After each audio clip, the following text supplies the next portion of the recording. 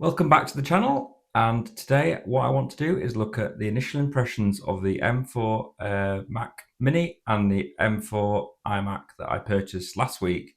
So I've had a few days to play around with these devices, put all my software on them and use them as my daily drivers together for my channel and for work. And I've got some great some thoughts I've put together about the products. I'd like to share them with you to help anyone making that decision. If anyone is thinking about buying one of these devices and they're not sure which one to go for, because it can be quite confusing, I want to try and help you. And this video is all about that.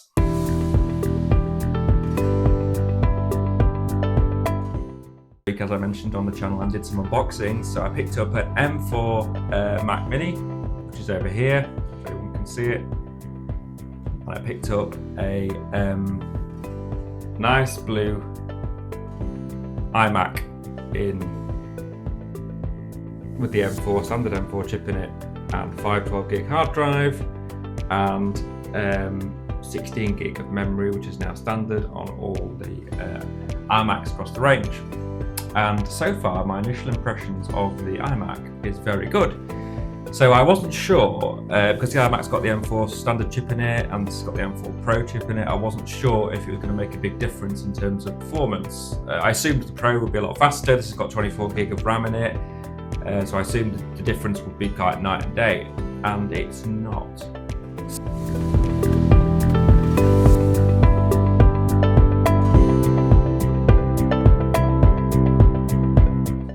So let's start with the iMac. The iMac I picked up is the 1699 version, which comes with 512 gig hard drive, as mentioned, 16 gig of RAM, and the fully fledged M4 chip, not cut down version, which the base model starts with, and 4 Thunderbolt 4 ports on the back.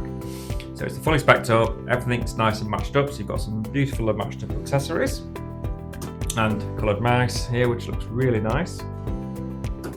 So I think Apple have done a really good job of matching all the accessories together. So you've got the matching power cable. I think it looks really smart, really snazzy, and it feels a quality product, which it should do for the money, because it's the most expensive desktop on the market, I think, at the moment. Well, one of the most expensive ones.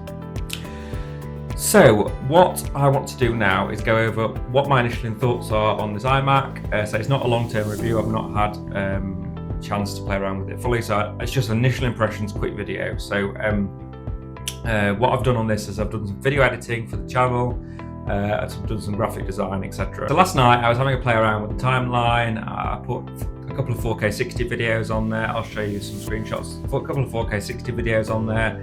Then I did some sound effects and stuff like that. I did a few different sequences on the Mac, and it ran fine. It was really smooth. I could run each frame through smoothly, which is the problem I was having with my MacBook Air M3. It just would not give me a smooth timeline on Adobe Premiere Pro. So this is why I upgraded these Macs, because I wanted a more powerful Mac. And this is really surprising me, because when I went using the M4 Pro chip in this Mac Mini, this was doing the same, but it's got a lot more power and a lot more RAM. So I didn't really notice a difference on the iMac. You know, it was running these complex sequences really easily. So that's the first initial thought, is the M4 chip enough? And I think for most people, the standard M4 chip that comes in both the base model Mac Mini and the iMac is plenty for most people. I could probably run this channel off the base M4 chip. So just to go over the design on this iMac, initial impressions, it's absolutely gorgeous. As I mentioned at the beginning of the review, you've got the beautiful light blue colour, which is a new colour. In fact, they're all new colours. So I think any colour you choose, you'll be fine with. They're all gorgeous. You've even got you've got a nice blue finish on the back with the Apple logo. The stand feels really well made. The only complaint is I wish it would have height adjust on it, because a lot of computers for a lot cheaper come with height adjust. And that'd be much better for ergonomics, especially with me, because I've just had spinal surgery, so it would really help if I could higher the screen. I can put it on the stand, but I think it really needs to have that built in for the price. The screen is the standard 4.5K screen that they brought over from the 2021 iMac, so there's no upgrades here. It's the same 600 nits peak brightness screen, and it's fine. It's really bright. It's really sharp. You know, you don't need anything more than that. It's a great screen. I found it really good for video editing for anything, photo editing. It's really good for that. So the screen works perfectly, in my opinion.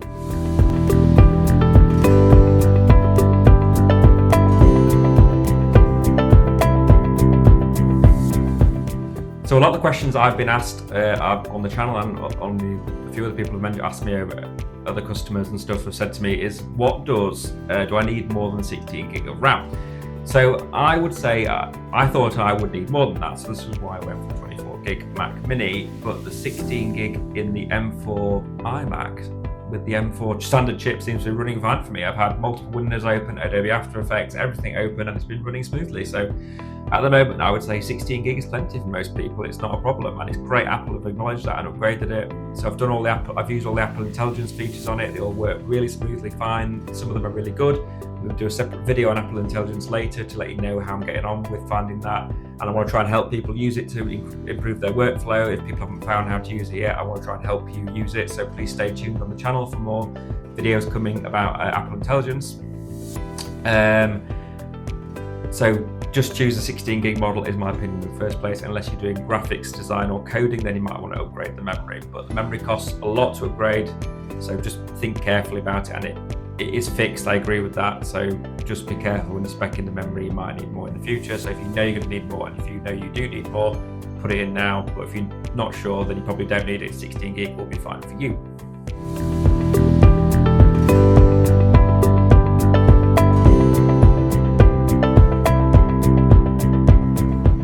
So just briefly touch on the Mac Mini because I wanted to compare it to the iMac. I did render some, I was doing Adobe After Effects and Adobe Premiere Pro complex timelines with the 24 gig M4 Pro chip in here, and it did get pretty warm. The fan came on, it wasn't that loud, but you could hear it. So if anyone doing music, it could be a problem because the fan noise is there in the background, and it did get pretty warm. And it used all the 24 gig. I was watching the activity monitor, it used all the memory to do this video processing and the Adobe After Effects. So I was pushing it hard, and it did work hard. It worked fine, but I was doing the same on the Mac, and it didn't get anywhere near as warm. So I don't know if it's something to do with the thermal design inside the Mac is better.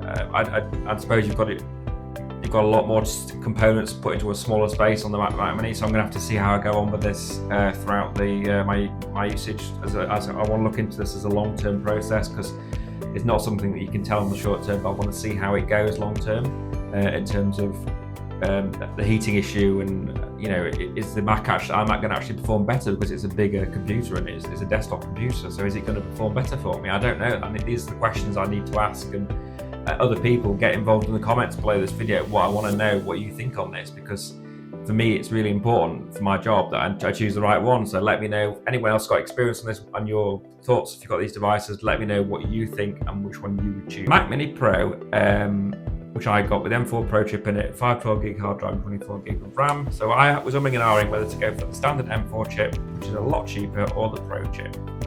So I assumed, because I was doing a lot of video creation, I was basically coming from a MacBook Air M3 to this M4 chip because I needed something much faster to run my channel. The Mac Air was overheating, it just wasn't doing its job as a video processor, which is not designed to do. And to be fair, it did a really good job and helped me build the channel. So I love the Mac Air, I'm not slating that at all. It's a great product. But I needed something with more power and a fan in it. So I went for the Mac Mini initially with the M4 chip in it.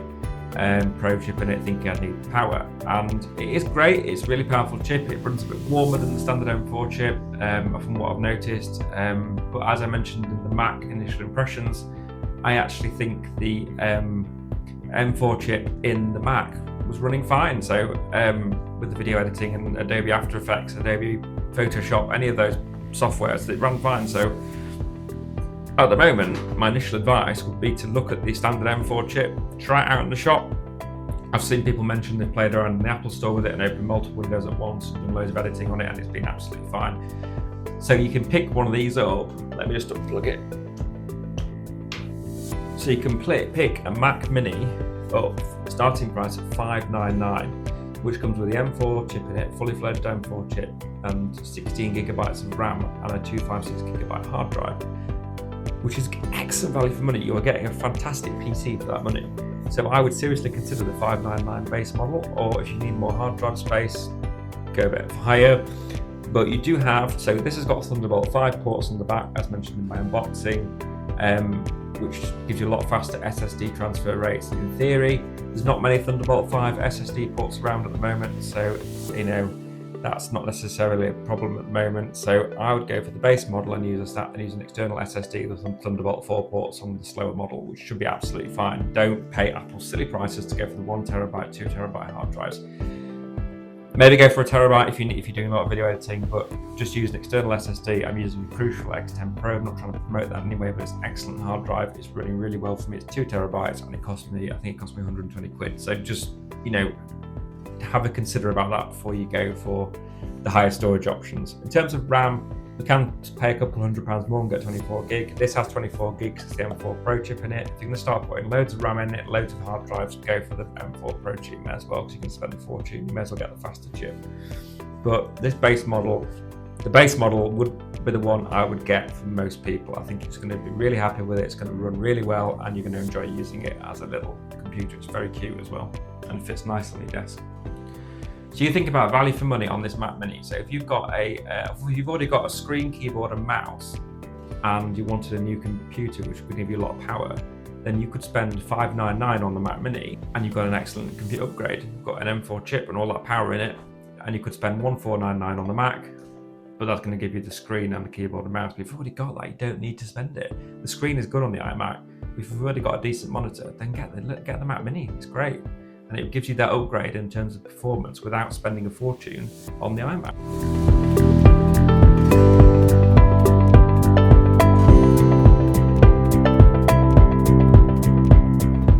Another question I've had from a few people is, should they upgrade from a Intel-based iMac to the new M4 iMac? So now I couldn't say this with any stronger opinion. I think this is the best time we've ever had to upgrade from an Intel-based Mac to the Apple Silicon.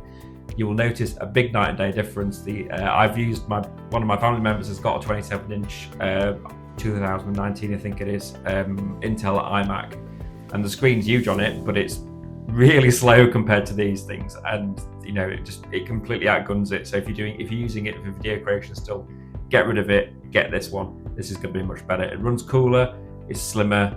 The only downside is it has a smaller screen, but you can still plug in an external monitor into this iMac. So I've done that already. I've tried external monitors. It runs perfectly fine. So you can have 3 or 4 monitors running off it if you want. So, if you're finding 24 inches too small, you can upgrade that and change it. So don't think you're limited just to having the 24-inch screen. You can add more monitors on. I appreciate it doesn't give you that neat setup, but it is an option how to do it. We're hoping Apple might bring out a bigger one later on, but I wouldn't hold out for that at all, because there's been no mention of it or anything, and it could be years before they work on that, and it might never happen. So this is the best time now to upgrade from the Intel base to Mac. So that's just my initial impressions on these products. What I want to do is get people involved. So I would love to have a discussion in the comments below, and I'll post this on some forums and try and get people involved, because I want people to give me their opinions about what they think about these products, because they're new products. I want to know what they've chosen and how they're using them, what they're using them for, and then I want to know if you want to see other videos like this or not. I'd really like to do that. So please subscribe. It means the world to me if you subscribe to this channel, because I've now got over 20 subscribers. I'm building the channel. It's making me feel really happy about that. I want people to tell me if they want me to do different content, or just subscribe, get involved. And I can see 86% of people who visited the channel didn't subscribe, so please click that subscribe button. It means so much to me on this YouTube channel and building this business. Thank you for watching. I really appreciate you watching, and I'll talk to you next time. Probably won't.